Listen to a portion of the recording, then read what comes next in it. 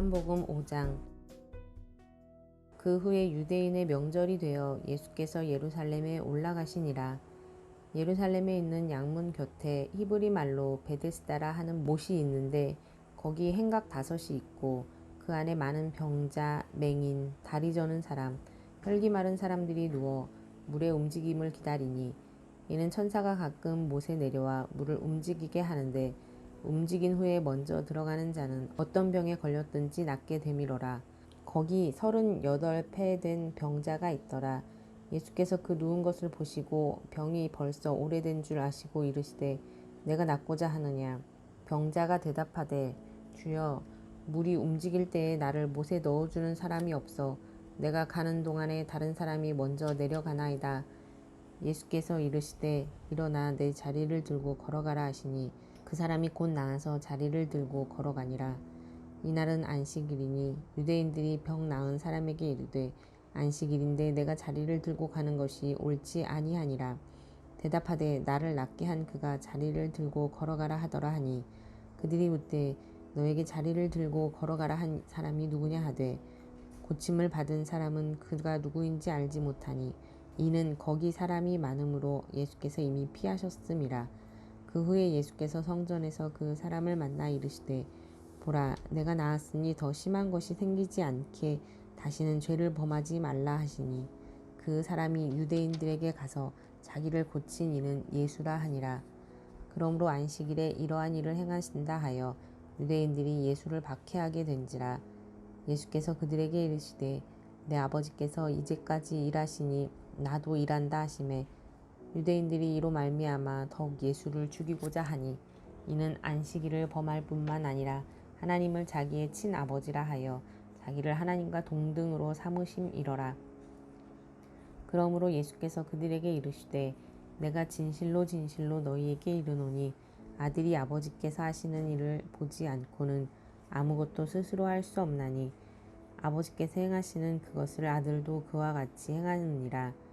아버지께서 아들을 사랑하사 자기가 행하시는 것을 다 아들에게 보이시고 또 그보다 더 큰 일을 보이사 너희로 놀랍게 여기게 하시리라. 아버지께서 죽은 자들을 일으켜 살리심 같이 아들도 자기가 원하는 자들을 살리느니라.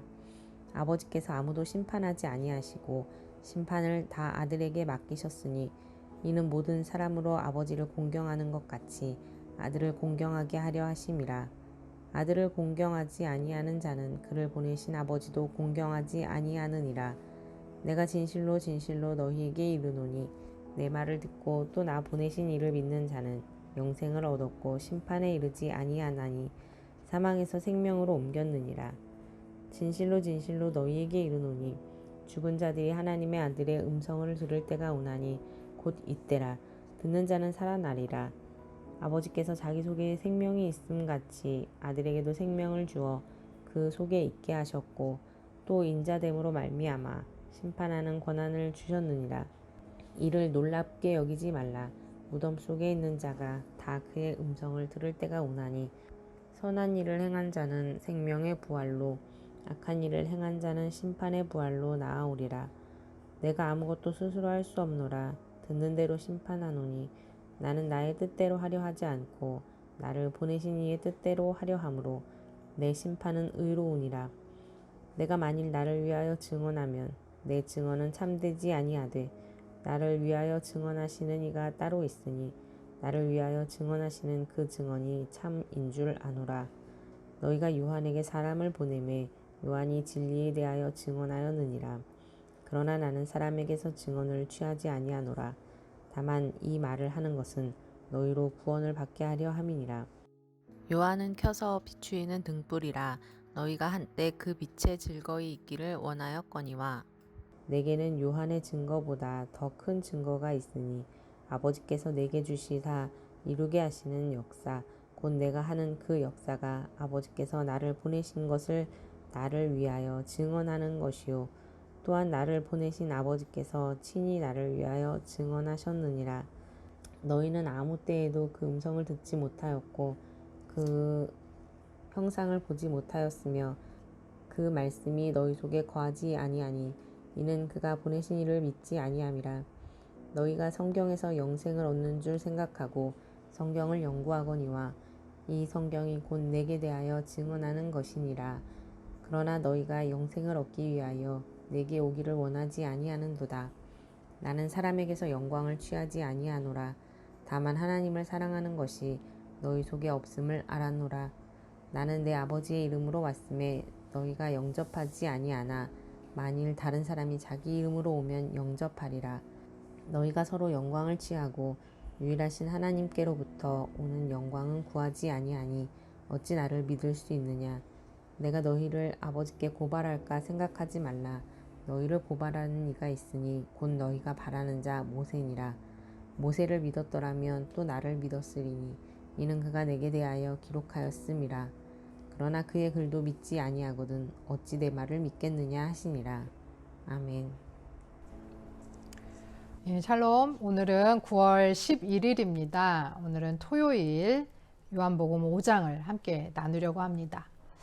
요한복음 5장에서는 베데스다 연못가에서 38년 된 병자를 고치시는데 이것이 세 번째 표적입니다. 베데스다라고 하는 이름의 뜻은 바로 자비의 집이라는 뜻입니다. 그런데 자비의 집이라는 뜻과는 반대로 다른 사람들보다 먼저 내려가는 경쟁을 통해서 치유를 받을 수 있다고 생각했습니다. 주님께서는 이런 경쟁에서 밀려있는 힘없고 연약한 병자를 사랑과 긍휼로 일으키셨습니다. 그런데 그날이 안식일이라는 이유로 유대인들이 이제 유대 율법주의자들이겠죠. 그들이 주님을 공격하고 38년 만에 고통에서 해방된 그 사람의 기쁨을 빼앗아 가려고 합니다.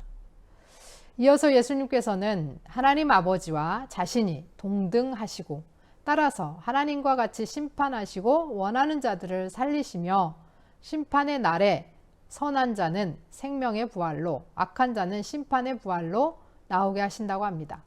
그런데 유대인들은 예수님을 거부하면서 안식일을 범할 뿐 아니라 하나님을 자기 아버지라고 한다고 하여서 예수님을 죽이려고 하게 됩니다. 세례자 요한이 증언하고 예수님은 표적을 보이시고 구약에서 약속하신 메시아임을 보이심에도 불구하고 유대인들은 예수님을 거부하고 믿지 않습니다. 사장에서 묵상한 사마리아 여인이나 왕의 신하가 보인 믿음과 아주 대조되는 모습입니다. 우리 안에도 혹시 불신의 마음이 있는지 들여다보기 원합니다. 하나님의 약속을 믿지 못하고 소망을 품고 인내하지 못하는지 오늘도 믿음으로 나아가 치열한 경쟁이 아닌 하나님의 긍휼 안에서 주의 사랑받는 자로 살아가기를 소원합니다. 들으신 말씀 생각하시면서 함께 기도하겠습니다.